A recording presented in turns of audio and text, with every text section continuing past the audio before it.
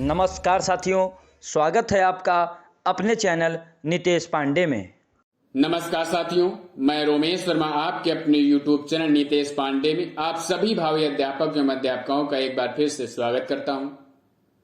आज आपका प्रथम प्रश्न पत्र शैक्षिक मूल्यांकन क्रियात्मक शोध एवं नवाचार 2018 का पूरी तरीके से आपको सॉल्व कराया गया है। हर एक क्वेश्चन का अच्छी तरीके से डिस्कस कराया गया है। कहीं भी कोई भी प्रॉब्लम अगर त्रुटि आपको नजर आ रही है तो आप कमेंट बॉक्स में कमेंट जरूर करिए। इसकी पीडीएफ आपको डिस्क्रिप्शन बॉक्स में लिंक दी जाती है, वहां से जाकर के आप डाउनलोड कर सकते हैं। अगर अभी तक आपने हमारे चैनल को सब्सक्राइब नहीं किया है तो चैनल को सब्सक्राइब करिए, लाइक करिए और आपके जितने भी सहपाठी हैं उनको जरूर शेयर करिए। चलिए स्टार्ट करते हैं तृतीय सेमेस्टर का प्रथम प्रश्न पत्र 2018। इस प्रश्न पत्र में जितने भी बहुविकल्पी प्रश्न, जितने भी अतिलघु प्रश्न, जितने भी लघु उत्तरीय प्रश्न, उन सभी का अच्छी तरीके से डिस्कस कराया गया है। हर एक प्रश्न को आप अच्छी तरीके से जरूर याद करिए, क्योंकि हर एक प्रश्न पत्र बार बार लगभग क्वेश्चन उसके रिपीट होते रहते हैं, इसलिए हर एक प्रश्न पत्र को आप अच्छी तरीके से जरूर तैयार करिए। तो चलिए देखते हैं बहुविकल्पी प्रश्न। पहला प्रश्न क्या होता है? बहुविकल्पी प्रश्न। तो उससे पहले पेपर में सबसे ऊपर निर्देश दिया रहता है, इस निर्देश को जरूर आप पढ़िए। चलिए मैं बता दे रहा हूं निर्देश में क्या लिखा होता है कि सभी प्रश्न अनिवार्य हैं। आपको जितने भी प्रश्न दिए जा रहे हैं, 40 प्रश्न होते हैं, जितने भी दिए जा रहे हैं उन सभी को करना अनिवार्य है। प्रत्येक प्रश्न के सम्मुख आपको उसके नंबर दिए रहते हैं। इस प्रश्न पत्र में 3 प्रकार के प्रश्न है। अभी हमने पहले ही बताया कि 3 प्रकार के प्रश्न होते हैं। बहुविकल्पी प्रश्न। बहुविकल्पी प्रश्नों के सही विकल्प छांटकर अपनी उत्तर पुस्तिका में लिखें। पूरा बहुविकल्पी क्वेश्चन आपको उतारना नहीं है, केवल आपको आंसर छांटकर अपनी उत्तर पुस्तिका में लिखना है। अति लघु उत्तरीय प्रश्नों के उत्तर लगभग 30 शब्दों में, केवल 30 शब्दों में लिखना है। न कि क्वेश्चन अगर आ रहा है तो आप 3 से 4 पेज भर दीजिए, नहीं, नंबर आपको उतना ही मिलेगा जितना नंबर का होगा। लघु प्रश्नों के उत्तर लगभग 50 शब्दों में लिखना है। केवल 50 से 60 हो जाते हैं, ठीक है, 50 शब्दों से कम नहीं होना चाहिए, 50 शब्दों का ही लिखना है। तो चलिए स्टार्ट करते हैं। पहला बहुविकल्पी प्रश्न क्या है? क्रियात्मक शोध के प्रवर्तक हैं, यह आपने पढ़ा और उसके बाद आपको आंसर नंबर 1। तो इसका जो आंसर होगा, पहले आप चारों ऑप्शन पढ़ेंगे। MS स्टीवेंस, GC हेल्मस्डेटर और बा क्या है? स्टीफन M कोरे ब्रेडफोल्ड। तो इसका सही आंसर क्या है? स्टीफन M कोरे। तो डायरेक्ट आप क्या लिखेंगे? स्टीफन M कोरे। दूसरा क्वेश्चन क्या है? सतत एवं व्यापक मूल्यांकन का आरंभ हुआ। तो इसका सही आंसर जो होगा वही आप नोट करेंगे, केवल 2009। डायरेक्ट आप लिखेंगे 2009। क्लियर? चलिए आगे बढ़ते हैं। तीसरा क्वेश्चन क्या है? रीता ने भाषा में 60 अंक प्राप्त किए, 60 अंक का प्राप्त करना है। मापन है, परीक्षण है, मूल्यांकन है या उपलब्धि है? तो इसका सही आंसर क्या है? मापन होता है। तो आपको केवल मापन लिखना है कि मापन सही विकल्प है। क्लियर? फिर चौथा क्वेश्चन क्या है? ब्लूम टैक्सोनॉमी विकसित हुई। तो सबसे सही आंसर जो होगा वही आपको नोट करना। तो सबसे सही आंसर क्या है? 1956 ईस्वी सन जो होते हैं बहुत ही कंफ्यूजन वाले होते हैं, इसलिए इसको आप अच्छी तरीके से याद कर लीजिए कि सन 1956 में ब्लूम टैक्सोनॉमी विकसित हुई थी। फिर नेक्स्ट क्वेश्चन क्या है? प्रोफेसर स्टीफन M कोरे की पुस्तक है। इनकी पुस्तक का क्या नाम है? तो इनकी पुस्तक का क्या नाम है?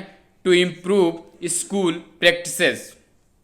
तो आपको इसका सही आंसर लिखना है to improve school practices. Clear? चलिए आगे बढ़ते हैं। 6 नंबर क्वेश्चन क्या है? निबंधात्मक परीक्षण के प्रश्न है। तो इसका सही आंसर क्या है? उदाहरणार्थ प्रश्न। आपको डायरेक्ट आंसर लिखना है, आ डाल करके डायरेक्ट आप लिखेंगे उदाहरणार्थ प्रश्न। क्लियर? नेक्स्ट क्वेश्चन क्या है? वस्तुनिष्ठ परीक्षा की विशेषता नहीं है। वस्तुनिष्ठ परीक्षा की विशेषता नहीं है। तो क्या नहीं है? पाठ्यक्रम की व्यापकता। इसका आंसर क्या होगा सही? पाठ्यक्रम की व्यापकता। फिर नेक्स्ट क्वेश्चन क्या है? समस्या हमारी और हल भी हमारा, यह लक्ष्य है। यह क्वेश्चन आपको अति लघु प्रश्न में भी देखने को मिलेगा। कुछ क्वेश्चन होते हैं वो आपको अति लघु में मिलेंगे, बहुविकल्पी क्वेश्चन में भी देखने को मिलेंगे। तो समस्या हमारी और हल भी हमारा, इसका सही आंसर क्या है? क्रियात्मक शोध का। इसका सही आंसर क्या है? क्रियात्मक शोध का। शैक्षिक मूल्यांकन का अंग है। इसका सही आंसर क्या है? अधिगम अनुभव। क्या है? अधिगम अनुभव शैक्षिक मूल्यांकन का अंग है। परिकल्पना होती है। क्या होती है परिकल्पना? समाधान का पूर्ण अनुमान। इसका सही आंसर क्या है? समाधान का पूर्ण अनुमान। जो मैं सही आंसर बता रहा हूं वही आपको आंसर शीट में नोट करना है, ना कि आप सारे क्वेश्चन नोट करिए। क्लियर? फिर नेक्स्ट क्वेश्चन क्या है? मापन का सामान्य सिद्धांत संबंधित है। तो मापन का सामान्य सिद्धांत किससे संबंधित है? मैथ्स से, गणित से संबंधित है। क्लियर है इसका आंसर? फिर नेक्स्ट क्वेश्चन क्या है? मापन किन्हीं निश्चित स्वीकृत नियमों के अनुसार वस्तुओं को अंक प्रदान करने की प्रक्रिया है। यह किसने कहा था? तो किसने कहा था? S Stevens. किसने कहा था? एस स्टीवेंस जी ने। शैक्षिक उद्देश्य के अंग हैं। शैक्षिक उद्देश्य के अंग हैं। तो इसका सही आंसर क्या होगा? बालक भी होता है, विषय वस्तु भी होती है, समाज भी होता है। तो इसका सही आंसर क्या हो? उपर्युक्त सभी। क्लियर? फिर नेक्स्ट क्वेश्चन क्या है? बालक के विभिन्न कौशल विकसित होने वाला क्षेत्र। तो इसमें आपको ज्ञानात्मक क्षेत्र भी होता है, क्रियात्मक क्षेत्र भी होता है, भावात्मक क्षेत्र भी होता है। तो इसलिए इसका सही आंसर क्या लिखेंगे आप? उपर्युक्त सभी। क्लियर? फिर नेक्स्ट क्वेश्चन क्या है? बौद्धिक योग्यता में बोध का अंग नहीं है। तो बौद्धिक योग्यता में बोध का कौन सा अंग नहीं है? अनुप्रयोग। इसका सही आंसर क्या है? अनुप्रयोग। क्लियर? समझ में आ रहा है आप सभी को? अगर समझ में आ रहा है तो कमेंट बॉक्स में कमेंट करके बता दीजिए, और वीडियो को लाइक, शेयर और सब्सक्राइब जरूर कर दीजिए। सब्सक्राइब आप सभी ने कर लिया है, लेकिन लाइक आप सभी नहीं करते हैं। अब इसके बाद दूसरा पोर्शन क्या आता है? अति लघु प्रश्न। अति लघु उत्तरीय प्रश्न आपके 30 तक होते हैं। क्लियर? तो पहला क्वेश्चन क्या है? क्रियात्मक शोध का मूल मंत्र क्या है? ऐसे ही दूसरा क्वेश्चन, तीसरा क्वेश्चन, चौथा क्वेश्चन, ये सारे क्वेश्चन आप पढ़ लीजिए। क्लियर? फिर इन क्वेश्चनों के बाद डायरेक्ट हम आंसर पर आते हैं। तो सबसे पहला क्वेश्चन क्या देखा था आपने? क्रियात्मक शोध का मूल मंत्र क्या है? आपने क्या देखा था कि क्रियात्मक शोध का मूल मंत्र क्या है? तो आंसर क्या है? समस्या हमारी और समाधान भी हमारा। यह आपको क्वेश्चन अभी बहुविकल्पी प्रश्न में मिला था कि नहीं मिला था?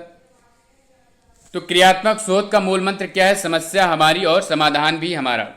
इसके ऊपर मैंने आपको पूरा पेपर दिखा दिया है। इस तरीके से पेपर आता है। पहले बहुविकल्पी प्रश्न, फिर अति लघु प्रश्न, फिर लघु उत्तरीय प्रश्न। तो उन सभी का आंसर अब आपको मैं बता रहा हूं। क्लियर? फिर 17 नंबर क्वेश्चन क्या था? मूल्यांकन प्रक्रिया के मुख्य अंग कौन कौन से हैं? तो मूल्यांकन प्रक्रिया के मुख्य अंग कौन कौन से होते हैं? पहला क्या होता है? शिक्षण उद्देश्य। दूसरा सीखने से उत्पन्न अनुभव, व्यवहार परिवर्तन। ये क्या होते हैं? मूल्यांकन प्रक्रिया के प्रमुख अंग होते हैं। देखिए 30 वर्डों का है। अगर क्वेश्चन 30 से ज्यादा नहीं होना चाहिए, 30 से लगभग 30 वर्डों का होना चाहिए। ये नहीं आपने 100 वर्ड का लिख दिया। अगर आ रहा है तो जितना पूछा जा रहा है उतना ही आपको लिखना है, जिससे आपका पेपर छूटे ना। 40 क्वेश्चन आपको करने होते हैं। क्लियर?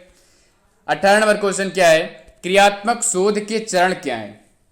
4 से 5 पॉइंट आपको लिखना है, न कि आपको पूरी थ्योरी किताबी ने छाप देना कि किताब उठाकर छाप दो। पहला क्या होता है? समस्या चयन। दूसरा समस्या को परिभाषित करना। तीसरा समस्या सीमांकन। चौथा समस्या के संभावित कारणों का पता लगाना तथा कारणों का विश्लेषण करना। पांचवा क्या है? क्रियात्मक परिकल्पना निर्माण। छठा क्या है? अभिकल्प निर्माण एवं उपकरणों का विकास। और सातवां क्या है? विश्लेषण। और आठवां क्या है? निष्कर्ष। क्लियर? ये 8 पॉइंट हैं। ये 8 पॉइंट आपको याद करना है कि क्रियात्मक शोध के चरण क्या होते हैं। पहले कोई समस्या का चयन आप करेंगे, फिर उस समस्या को डिफाइन करेंगे, परिभाषित करेंगे। फिर समस्या की क्या क्या सीमाएं हैं, क्या क्या कारण हो सकते हैं, फिर उसका विश्लेषण करेंगे, आप अपने मन से कर सकते बनाने, फिर उसमें परिकल्पना का निर्माण करेंगे, फिर उपकरण उसमें कौन से उपकरण का प्रयोग होगा, फिर उसका विश्लेषण करेंगे और अंततः उसका निष्कर्ष निकालेंगे। क्लियर। फिर नेक्स्ट क्वेश्चन क्या है, सतत तथा व्यापक मूल्यांकन किसके द्वारा शुरू की गई? सतत तथा व्यापक मूल्यांकन किसके द्वारा शुरू की गई? सतत तथा व्यापक मूल्यांकन भारत के केंद्रीय माध्यमिक शिक्षा बोर्ड द्वारा शुरू की गई है। किसके द्वारा शुरू की गई? केंद्रीय माध्यमिक शिक्षा बोर्ड द्वारा शुरू की गई। क्लियर। नेक्स्ट क्वेश्चन क्या है, निबंधात्मक परीक्षा के प्रकार बताइए। इससे संबंधित अभी आपको बहुविकल्पी प्रश्न में मिला था। तो निबंधात्मक परीक्षा के प्रकार क्या होते हैं? 2 प्रकार होते हैं। एक होता है लघु प्रश्न, लघुत्तरी, और दूसरा होता है दीर्घोत्तरी प्रश्न। अब ये नहीं आप लिखिए कि 2 प्रकार होते हैं बस छोड़कर चले जाइए, नंबर आपको आधा मिलेगा। इसलिए लघुत्तरी और दीर्घोत्तरी, क्लियर, दोनों लिखनी है। फिर नेक्स्ट क्वेश्चन क्या है, क्वेश्चन नंबर 21, आकलित मूल्यांकन से आप क्या समझते हैं? अथवा समेटिव मूल्यांकन, जिसे इंग्लिश में क्या कहते हैं? समेटिव मूल्यांकन। आकलित मूल्यांकन किसे कहते हैं? समेटिव मूल्यांकन भी पूछ लिया जाता है, तो आप कंफ्यूज मत होइएगा, वही आकलित मूल्यांकन होता है। क्लियर। चलिए देखते हैं, आकलित मूल्यांकन को योगात्मक मूल्यांकन भी कहते हैं। अगर योगात्मक मूल्यांकन के नाम से पूछा जा रहा है तो आप योगात्मक मूल्यांकन में आकलित मूल्यांकन भी लिखेंगे। इसीलिए मैंने पहली लाइन में मेंशन कर दिया है कि आकलित मूल्यांकन को योगात्मक मूल्यांकन भी कहते हैं। आकलित मूल्यांकन के द्वारा छात्रों के संज्ञानात्मक पक्ष, भावात्मक पक्ष तथा क्रियात्मक पक्ष का मूल्यांकन होता है। इसके द्वारा बच्चों के क्या होता है? संज्ञानात्मक पक्ष, भावात्मक पक्ष, क्रियात्मक पक्ष का मूल्यांकन होता है। ये तो आपको क्लियर याद हो जाएगा। अब एक वैज्ञानिक जी थे, उनके अकॉर्डिंग आप याद कर लीजिए। अगर ऊपर का ये नहीं लिख रहे हैं, आपने केवल लिख दिया कि प्रोफेसर एस.के. दुबे जी के अकॉर्डिंग, आपका क्लियर 1 नंबर कहीं नहीं गया।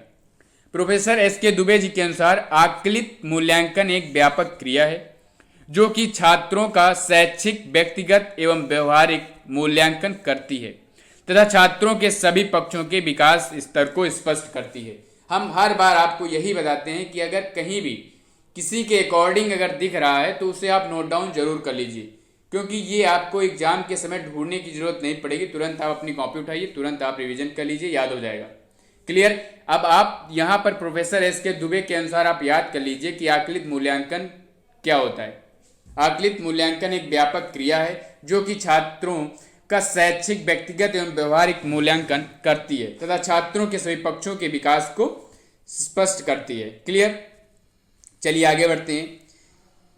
22 नंबर क्वेश्चन क्या है, नवाचार क्या है अथवा शिक्षा में नवाचार से क्या आशय? क्वेश्चन जिस तरीके से पूछे जाते हैं मैं उस तरीके से यहाँ पर मेंशन कर देता हूँ।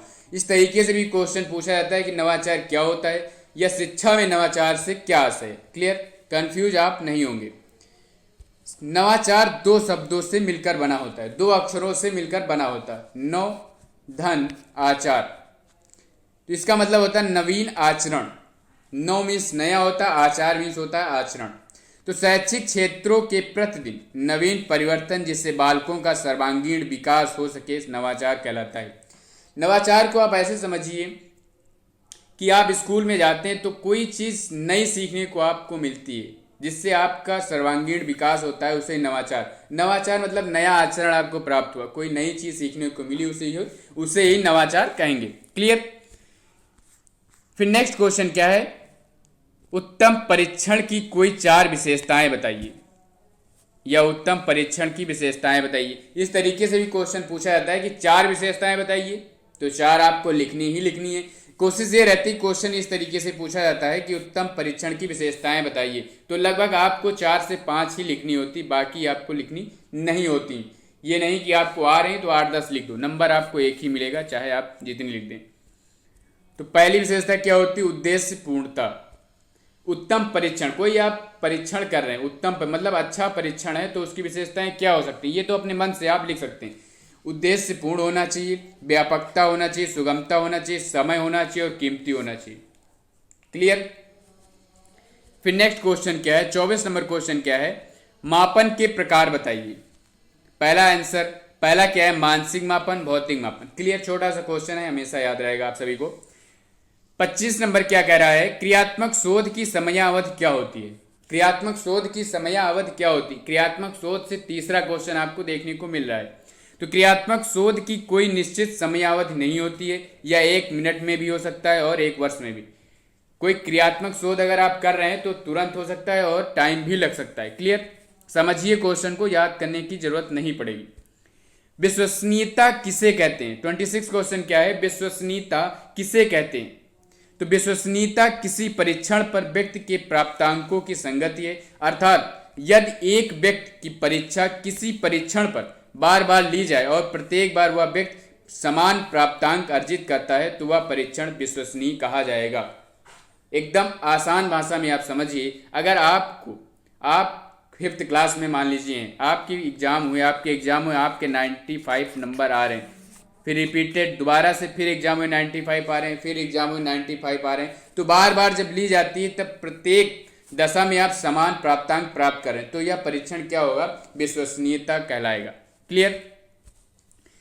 फिर नेक्स्ट क्वेश्चन क्या है, निदानात्मक परीक्षण किस प्रकार के छात्रों को दिया जाता है। किस प्रकार के छात्रों को दिया जाता है। निदानात्मक मतलब होता है कोई चीज की समस्या अगर आपको है तो उसका निदान कर देना। आपको क्वेश्चन नहीं समझ में आ रहा है, कोई भी टॉपिक नहीं समझ में आ रहा है, तो आपकी प्रॉब्लम को मैं सोल्यूशन आपकी प्रॉब्लम का दूंगा, आपकी समस्या का निदान हो जाएगा, तो वही निदानात्मक परीक्षण होता है। क्लियर। तो चलिए इसमें थ्योरी में क्या लिखा गया देख लेते हैं। निदानात्मक परीक्षण एक ऐसा परीक्षण है जिसके आधार पर जटिल विषय वस्तु को सूक्ष्म इकाई में बालक की विशेषता और कमियां परिलक्षित होती हैं। नैदानिक शिक्षण द्वारा यह पता लगाने का प्रयास किया जाता है कि पाठ्य वस्तु का कौन सा भाग किस मात्रा में सीखा गया है तथा कितना भाग छात्र सीखने में असमर्थ रहा। निदान परीक्षण व्यक्ति की जांच करने के पश्चात किसी एक या अधिक क्षेत्रों में छात्र की विशेषताओं तथा कमियों को व्यक्त करता है। यह परीक्षण विषय संबंधी कमियों का निदान करके उसके उपचार की व्यवस्था करता है। क्लियर।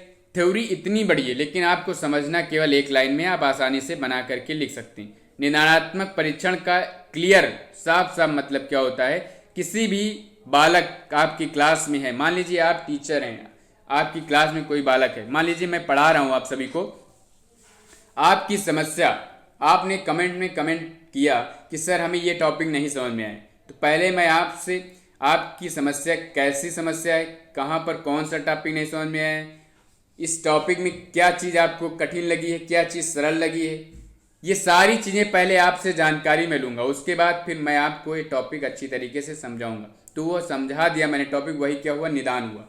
क्लियर। उसी तरीके से आप इस प्रश्न का उत्तर बना करके आसानी से लिख सकते हैं। क्लियर। निदान करना, कोई भी समस्या का सल्यूशन देना, वही निदान होता है। क्लियर। फिर नेक्स्ट क्वेश्चन क्या है, उपचारात्मक परीक्षण के उद्देश्य बताइए। उपचारात्मक परीक्षण के उद्देश्य बताइए। चलिए ये भी सेम उसी तरीके से कुछ क्वेश्चन का आंसर है। उपचारात्मक परीक्षण का उद्देश्य छात्र की अधिगम संबंधी त्रुटियों को दूर करके उसके अर्जित ज्ञान को उचित दिशा प्रदान करना। छात्र को ज्ञान तो बहुत है लेकिन वह ज्ञान को उचित दिशा नहीं उसके प्राप्त हो पा रहे, तो उसमें ज्ञान में जो भी त्रुटियां हैं, संबंधित त्रुटियां दिख रही हैं, उनको दूर करके उसके अर्जित ज्ञान को एक उचित दिशा में ले जाना। क्लियर। मतलब उपचार करना। डॉक्टर के पास जाता है रोगी तो उसका उपचार किया जाता है, समझे। सेम उसी तरीके से टीचर के पास अगर स्टूडेंट गया है तो स्टूडेंट का उपचार किया जाएगा कि उसमें कमियां क्या हैं, उसकी कमियों को दूर करके उचित दिशा उसे प्रदान की जाती है। फिर नेक्स्ट क्वेश्चन क्या है, दक्षता आधारित मूल्यांकन से आप क्या समझते हैं। दक्षता मीन्स क्या होता है, निपुणता। तो दक्षता आधारित मूल्यांकन में छात्र ने किसी कार्य को कितनी श्रेष्ठता से पूरा किया है, इस बात पर विशेष ध्यान दिया जाता है। दक्षता आधारित मूल्यांकन क्या होता है कि कोई भी छात्र वह कितनी निपुणता से, कितनी श्रेष्ठता से वह कार्य पूरा कर रहा है, इस बात पर जोर दिया जाता है। क्लियर। फिर लघु प्रश्न का सबसे लास्ट क्वेश्चन क्या है, शिक्षण प्रक्रिया की दृष्टि से ज्ञानात्मक पक्ष के स्तर कौन से हैं। ज्ञानात्मक पक्ष के स्तर कौन से हैं, तो कुछ निम्नलिखित हैं। पहला है ज्ञान, दूसरा बोध, अनुप्रयोग, विश्लेषण, संश्लेषण, मूल्यांकन। ये सारे ज्ञानात्मक पक्ष होते हैं। भावात्मक भाव दिखाई देते नहीं। और ये सारे ज्ञानात्मक पक्ष जो होते हैं, ज्ञान है, बोध है, अनुप्रयोग करेंगे, विश्लेषण करेंगे, संश्लेषण होता है, फिर मूल्यांकन किया जाता है, ये सारे क्या है, ज्ञानात्मक स्तर। क्लियर। अगर ये वीडियो आप सभी को पसंद आ रही हो तो वीडियो को लाइक कर दीजिएगा, जिससे हमारा मोटिवेशन बनता रहे और इसी तरीके से आपके लिए अच्छे प्रश्नों की क्लास लाता रहूं। अब इसके बाद आता है लास्ट में 3 प्रकार के प्रश्न मैंने बताए थे। बहुविकल्पी आपके कंप्लीट हो गए, लघु प्रश्न कंप्लीट हो गए, और ये है आपका अति लघु कंप्लीट हो गए, ये आपका लघु उत्तरीय प्रश्न है। तो लघु उत्तरीय प्रश्न आपको कितने वर्डों में लिखना था? 50 वर्ड में लिखना था, समझ में? तो इसमें 50 वर्ड से ज़्यादा भी हो जाएगा, 100 वर्ड तक हो जाएगा, कोई प्रॉब्लम नहीं, लेकिन आपको अपना टाइम को देखते हुए करना है। क्वेश्चन मैं आपको बड़ा बताऊंगा, लेकिन वो आप पूरा तरीके से याद नहीं कर सकते, इसलिए आप कुछ न कुछ तो वहाँ पर लिख ही आएंगे, अगर आपने अच्छी तरीके से क्वेश्चन को समझ लिया है तो। अगर नहीं समझा है तो कोई बात नहीं है। पहला क्वेश्चन क्या है? बालक के भावात्मक पक्ष का वर्गीकरण ब्लूम ने किस प्रकार किया, समझाइए। ये क्वेश्चन आपके एग्जाम में पूछा गया था 2018 में। 2018 का ही सेट में सॉल्व करवा रहा हूं। तो बालक का भावात्मक पक्ष ब्लूम के अकॉर्डिंग, बालक के भावात्मक पक्ष के कुछ उपवर्ग निम्न प्रकार से हैं। कुछ उपवर्ग निम्न प्रकार से हैं। ये थ्योरी आप अपने मन से लिखेंगे, लेकिन जो उपवर्ग होते हैं उन्हें आप याद रखेंगे। पहला उपवर्ग क्या था? ग्रहण करना, मतलब ध्यान देना। इस वर्ग को भी संप्रत्यय पर ध्यान देने के 3 विभिन्न वर्गों में वर्गीकृत किया गया है। पहला है अभिज्ञ, ग्रहण करने की इच्छा और नियंत्रित या चयनित अवधान। क्लियर। दूसरा क्या था? संप्रत्यय, अनुक्रिया करना।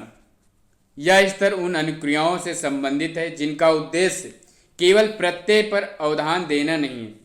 यह वर्ग रुचि का उद्देश्य भी कहा जाता है, जहां बालक प्रत्यय में पूर्व रूप से संलग्न हो जाते हैं। क्लियर। फिर नेक्स्ट क्या है?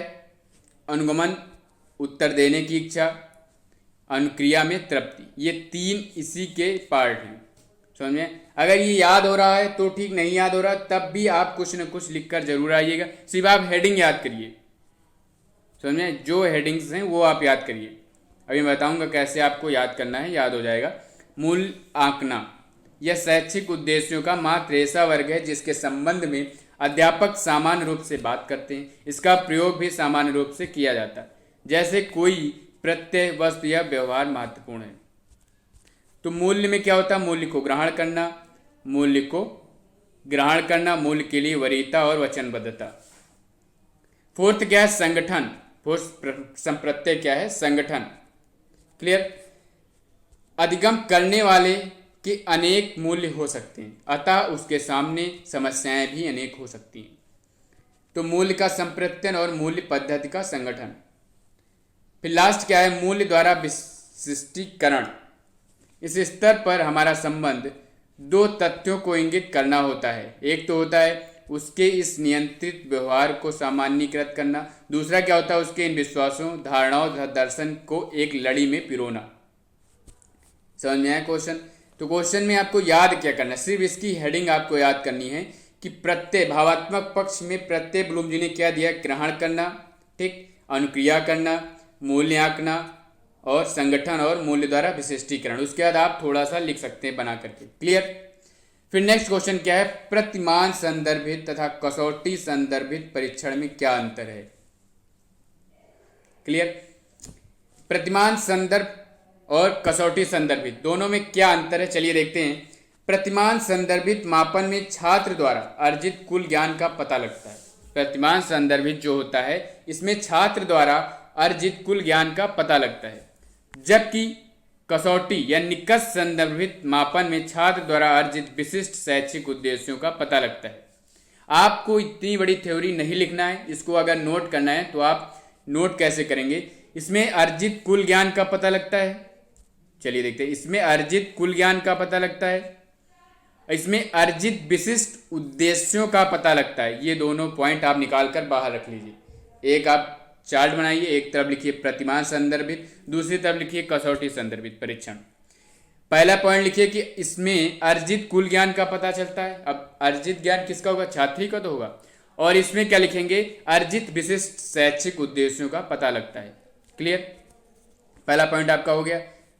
निकष संदर्भित मापन से यह ज्ञात होता है कि विशिष्ट शैक्षिक उद्देश्यों में से छात्र ने क्या अर्जित किया है और क्या अर्जित नहीं किया है। जो शैक्षिक उद्देश्य छात्र प्राप्त कर रहा है तो उससे यह निकष संदर्भित मापन में ज्ञात होता है कि शैक्षिक उद्देश्यों में छात्र ने क्या अर्जित किया है और क्या नहीं अर्जित किया। ये आप याद मत करिए, लिखने की जरूरत नहीं। अगर याद आ रहा तो लिखिए, नहीं तो न लिखिए। मैं क्लियर बता दे रहा हूँ कौन सा पॉइंट आपको याद रखना है। हमें पता है इतना बड़ा ये याद नहीं हो पाएगा, तो आपको इतना ही लिखना है जितना मैंने अभी पहले बताया कि पहले पॉइंट में क्या क्या नोट करना है। दूसरा पॉइंट क्या है, प्रतिमान संदर्भित मापन में किसी समूह के संदर्भ में छात्र विशेष ने अन्य छात्रों की तुलना में कितना अर्जित किया है यह ज्ञात किया जाता है। जबकि निकष संदर्भित मापन में निरपेक्ष रूप से किस छात्र ने कितना ज्ञान अर्जित किया है। वहां पर क्या होता है, समूह के संदर्भ में, एक समूह के संदर्भ में मतलब कोई विशेष छात्र है वह दूसरे छात्र की तुलना में कितना अर्जित कर रहा। कोई समूह है, समूह में कई सारे छात्र होते हैं, तो एक विशेष छात्र जो दूसरे अन्य छात्रों की तुलना में कितना अर्जित कर रहा। और यहाँ क्या होता है, निरपेक्ष रूप से किसी छात्र ने कितना ज्ञान अर्जित किया कोई फर्क नहीं पड़ता है, यह जाना जाता है बस। क्लियर। तीसरा पॉइंट क्या है, प्रतिमान संदर्भित मापन में, ये आपने डबल बार लिख दिया है, चलिए हटा देते हैं। प्रतिमान संदर्भित मापन में छात्रों की अधिगम सफलता का मूल्यांकन सापेक्षिक रूप से किया जाता है। जो अधिगम सफलता का मूल्यांकन होता है सापेक्षिक रूप से होता है, जबकि निकष संदर्भित मापन द्वारा शिक्षण विधियों के द्वारा छात्रों की अधिगम क्षमता को सुनिश्चित करने का प्रयास किया जाता है। यहाँ अधिगम सफलता का मूल्यांकन सापेक्षिक रूप से किया जाता है और यहाँ पर शिक्षण विधियों के द्वारा छात्रों की अधिगम क्षमता को सुनिश्चित करने का प्रयास किया जाता है। क्लियर।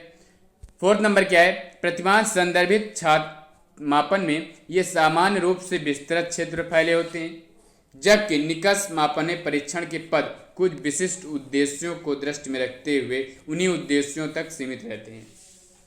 जो प्रतिमान संदर्भित मापन होता है यह विस्तृत क्षेत्र तक फैले होते हैं, जबकि जो निकष होता है यह परीक्षण के कुछ पद, जो परीक्षण के कुछ पद होते हैं, कुछ विशिष्ट उद्देश्य होते हैं, उनको जो अभी आपने ऊपर बताया गया आपको कि उद्देश्यों के लिए किया जाता है, तो कुछ विशिष्ट उद्देश्यों को दृष्टि में रखते हुए उन्हीं उद्देश्यों तक यह सीमित रहता है। क्लियर। 4 पॉइंट दिए गए, इन चारों की जो मेन पॉइंट है उन्हें आप कॉपी में नोट कर लीजिए, बस वही आप पढ़ लीजिए, बाकी थ्योरी आप अपने मन से लिख सकते हैं। फिर 33 नंबर क्वेश्चन क्या है, क्रियात्मक शोध की उपयोगिता बताइए। क्रियात्मक शोध ये आपका पीछा नहीं छोड़ेगा, कम से कम ये चौथा क्वेश्चन है। बहुविकल्पी, अतिलघु और लघु हर एक क्वेश्चन में देखने को मिल रहा है। तो इसकी उपयोगिता क्या है, विद्यालय की कार्य पद्धति में यथेष्ट सुधार तथा परिवर्तन लाने के लिए यह शोध उपयोगी है। क्लियर। ये क्रियात्मक शोध की उपयोगिता अपने मन से लिख लेंगे, एक बार आप समझ गए तो। जनतंत्रात्मक मूल्यों की सुरक्षा के लिए उपयोगी है। वैज्ञानिक आविष्कारों, प्रौद्योगिकी, विशेष रूप से सूचना प्रौद्योगिकी के आविर्भाव के कारण उत्पन्न नई परिस्थितियों का सामना करने के लिए उपयोगी है। क्लियर। विद्यालयों में यांत्रिकता एवं रूढ़िवादिता का वातावरण समाप्त करने के निमित्त उपयोगी है। शिक्षकों, प्रधानाचार्यों, प्रबंधकों तथा निरीक्षकों में वैज्ञानिक अथवा वस्तुनिष्ठ दृष्टि से अपनी कार्य प्रणालियों का मूल्यांकन करने तथा उसमें तदनुकूल परिवर्तन लाने के प्रति समर्थ एवं क्षमतावान बनाने में उपयोगी है। क्लियर। अगला पॉइंट क्या है, छात्रों की बहुमुखी प्रतिभा हेतु विद्यालय की क्रियाओं का प्रभावोत्पादक रीत से, प्रभाव प्लस उत्पादक है, प्रभावोत्पादक रीत से आयोजन करने के लिए उपयोगी है। छात्रों की उपलब्धियों का स्तर बढ़ाने के निमित्त यह उपयोगी। 7 पॉइंट दिए गए जिसमें से आपको 4 से 5 पॉइंट ही लिखना है। इसमें से जो भी इजी पॉइंट आपको लग रहा है वो आप नोट कर लीजिए। सबसे इजी पॉइंट है छात्रों की उपलब्धियों का स्तर बढ़ाने के लिए, ठीक।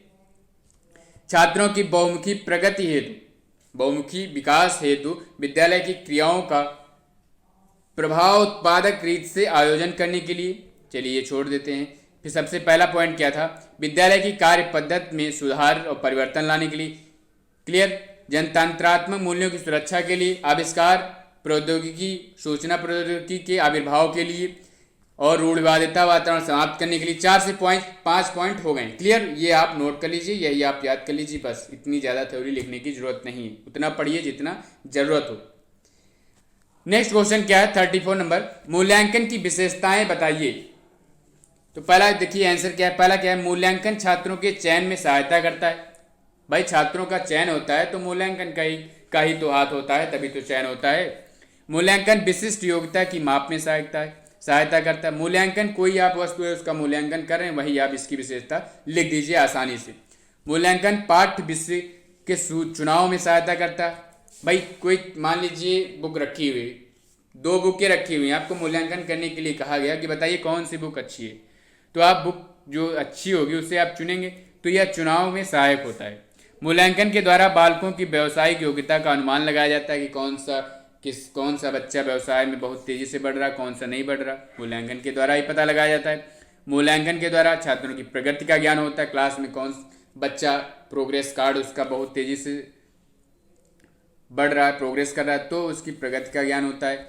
फिर नेक्स्ट पॉइंट क्या है, मूल्यांकन द्वारा छात्रों की कठिनाइयों का निदान संभव है। भाई छात्र का मूल्यांकन करने के बाद पता चलेगा कि छात्र के अंदर कमियां कौन सी, तो उसकी कठिनाइयों का निदान संभव है। मूल्यांकन के द्वारा कौन किस क्षेत्र में जाने के योग्य है, इस बात का पूर्व कथन किया जाता है। मूल्यांकन से पता चल जाता है कि कौन से सब्जेक्ट में उसने अच्छे नंबर प्राप्त किए, कौन सा उसका जो क्षेत्र है वह वीक है, कौन सा स्ट्रांग है, तो उससे पता चलता है कि वो कौन से क्षेत्र में जाएगा। नेक्स्ट क्या है, मूल्यांकन शिक्षक की योग्यताओं, क्षमताओं, व्यक्तिगत एवं शिक्षण क्षमता का स्पष्ट चित्र प्रस्तुत करती है, ये भी क्लियर है। मूल्यांकन पाठ्यक्रम निर्माण, शिक्षण विधियों के चयन में सहायता करता है, क्लियर। 9 पॉइंट दिए गए हैं, मैं इसलिए ज़्यादा से ज़्यादा मैटर रखने की कोशिश करता हूँ जिससे आपको समझ में आ जाए। जो भी इजी पॉइंट हैं आप नोट कर लीजिए, आपको आसानी से याद हो जाएंगे। 4 से 5 पॉइंट लिखना है, इससे ज़्यादा आपको नहीं लिखना है, क्लियर। नेक्स्ट क्वेश्चन क्या है, वस्तुनिष्ठ प्रश्नों के प्रकारों का वर्णन कीजिए। वस्तुनिष्ठ प्रश्न आपने अभी पढ़े ऊपर, लेकिन प्रकार क्या होते हैं चलिए देखते हैं। 2 भागों में बांटा गया है वस्तुनिष्ठ प्रश्नों को, 2 भागों से समझाया गया है। पहला है प्रत्यास्मरण रूप, दूसरा है अभिज्ञान रूप। तो प्रत्यास्मरण रूप क्या होता है, इसमें देखिए लॉन्ग क्वेश्चन है, लघु प्रश्न है, तो इसमें आपको विस्तार रूप करना पड़ेगा। तो प्रत्यास्मरण रूप क्या होता है, इस प्रकार के प्रश्नों या पदों में किसी सीखे हुए लक्ष्य का पुनः स्मरण करके उत्तर दिया जाता है। इसे 2 भागों में बांटा जा सकता है। इसमें क्या होता है, रिकॉल टाइप, मतलब आपने प्रश्न या पद को सीख लिया है, उसके बाद उसका पुनः स्मरण करके उत्तर दिया जाता है, तो यह क्या होता है, प्रत्यास्मरण होता है। एक होता है साधारण प्रत्यास्मरण, दूसरा होता है रिक्त स्थान पूर्ति रूप, ठीक। फिर नेक्स्ट क्या है, अभिज्ञान रूप। इस प्रकार के प्रश्नों के उत्तर पहचान के आधार पर दिए जाते हैं। जो प्रश्नों के उत्तर है, प्रश्न कोई दिया गया है उसको पहचान के आधार पर दिए जाते हैं, पहचान जिस प्रकार से उसकी होगी उसी तरीके से उसका आंसर दिया जाएगा। तो ये प्रश्न निम्न प्रकार के होते हैं, एकांतर प्रत्युत्तर रूप, बहुविकल्प पद, मिलान पद, वर्गीकरण। मिलान दिया जाता है तो आप पहले उसमें से पहचानते हैं कौन किससे मैच कर रहा है, तभी तो आप मिलान करेंगे, समझ में। वर्गीकरण दिया जाता है, बहुविकल्पी दिया जाता है, तो आप पहले पहचान करते हैं, ना कि डायरेक्ट आंसर देते, क्लियर। फिर बढ़ते हैं 36 नंबर क्वेश्चन पर, मापन तथा परीक्षण में अंतर बताइए, क्लियर। तो पहले डालेंगे परीक्षण और दूसरा डालेंगे मापन, या मापन पहले डाल लीजिए परीक्षण बाद में डाल लीजिए, जैसा आपको उचित लगे। मापन के पूर्व की संक्रिया है, यह जो परीक्षण होता है मापन के पूर्व की संक्रिया है, यह परीक्षण के बाद निष्कर्ष आंकड़ों का भौतिक स्वरूप है। दूसरा पॉइंट क्या है, विभिन्न प्रकार के पदों का मानवीकृत करके प्रयोग में लाया जाता है, और इसमें क्या है, वस्तुओं को नियमानुसार संख्यात्मक रूप प्रदान करते हैं। मापन में नियम अनुसार काम किया जाता है, क्लियर, याद रखिएगा। फिर नेक्स्ट पॉइंट क्या है, इसका प्रयोग स्वयं उपकरण के रूप में किया जाता है। इसमें मापन हेतु उपकरणों की आवश्यकता होती है, इसमें स्वयं यूज किया जाता है, इसमें उपकरणों की आवश्यकता होती है। यह संकुचित क्षेत्र होता है और यह व्यापक क्षेत्र होता है। समझ में, एकदम इजी पॉइंट रखे गए हैं जो आपको आसानी से समझ में आ जाएंगे। फिर नेक्स्ट क्वेश्चन क्या है, लास्ट क्वेश्चन है 37, मापन तथा मूल्यांकन। अभी परीक्षण तथा मापन में अंतर आपने देखा, अब मापन और मूल्यांकन में क्या अंतर होता है। एक तरफ आप डालेंगे मापन, दूसरी तरफ मूल्यांकन। मूल्यांकन का लघु रूप होता है मापन, और ये होता है व्यापक रूप, क्लियर, जिसमें आकलन और मापन दोनों शामिल होते हैं। पाठ्य वस्तु केंद्रित होता है यह, और यह परिणाम केंद्रित होता है। मूल्यांकन करेंगे तो उसका परिणाम ही निकलेगा, है ना। छात्र के संबंध में स्पष्ट धारणा व्यक्त नहीं करता, यह व्यक्त करता है। इसमें केवल सूचनाओं का संग्रह किया जा सकता है, क्रमबद्ध सूचनाओं का संग्रह व फिर निर्णय। पहले सूचनाओं को इसमें क्रमबद्ध करेंगे, फिर उसके बाद उसका मूल्यांकन करेंगे। मतलब पहले आप एग्जाम देंगे, फिर रिजल्ट आएगा तो वही तो मूल्यांकन होगा। फिर नेक्स्ट क्या है, कितने उद्देश्य प्राप्त हुए इसकी जानकारी मिलती है। कितने उद्देश्य प्राप्त हुए ये इसमें प्राप्त होगा। उद्देश्यों की पूर्ति किस सीमा तक हुई यह जानकारी मिलती है। किस सीमा तक उद्देश्य ने अपनी पूर्ति की है यह जानकारी मूल्यांकन से प्राप्त होती है। ये आपका 2018 का सेट था। पूरी तरीके से मैंने हर एक क्वेश्चन को डिस्कस कर दिया है, आपको आसानी से समझ में आ गया होगा। कहीं भी आपको कोई प्रॉब्लम त्रुटि कहीं भी नज़र आ रही है तो आप कमेंट बॉक्स में कमेंट करके ज़रूर बताइए। इसकी पीडीएफ आपको डिस्क्रिप्शन बॉक्स में लिंक दी जाती है, वहाँ से जा करके आप टेलीग्राम पर चैनल से जुड़ करके वहाँ से आप डाउनलोड कर सकते हैं। आप आसानी से उसके बाद पढ़ सकते हैं। लेकिन मेरी एक इच्छा यही है आप सभी से कि आप लोग जितने क्वेश्चन मैं बताता हूँ उनके मेन पॉइंट आप नोट डाउन जरूर कर लीजिए। एक कागज़ में नोट डाउन कर लीजिए, वो तो उड़ जाएगा कागज़ में करेंगे, इसलिए आप एक कॉपी में नोट करिए जिससे एग्जाम के एक दिन पहले आप पढ़ सकें। क्योंकि एक दिन में आपके 3 एग्जाम होते हैं, इसलिए 1 घंटे का टाइम मिलेगा हर एक एग्जाम के बीच में याद करने के लिए। तो उसमें आपको मेन पॉइंट आप लिख कर ले जाएंगे, वही आप रिवीजन करेंगे बस। ये नहीं पूरी गाइड आप उठा करके पढ़ रहे हैं या पूरी किताब उठा करके पढ़ रहे हैं, उससे कोई मतलब नहीं निकलेगा। मेन पॉइंट आप ले जाइए, वही आप पढ़िए। आप 100% मैं गारंटी लेता हूँ 45+ नंबर आपके कहीं नहीं गए। अगर आपने हर एक सेट को अच्छी तरीके से सॉल्व कर लिया तो 40+ नंबर आपके कहीं नहीं गए। हर एक क्वेश्चन आपको रिपीटेड क्वेश्चन हर बार मिलेगा। क्लियर है? तो मिलते हैं अगली वीडियो में, तब तक के लिए धन्यवाद।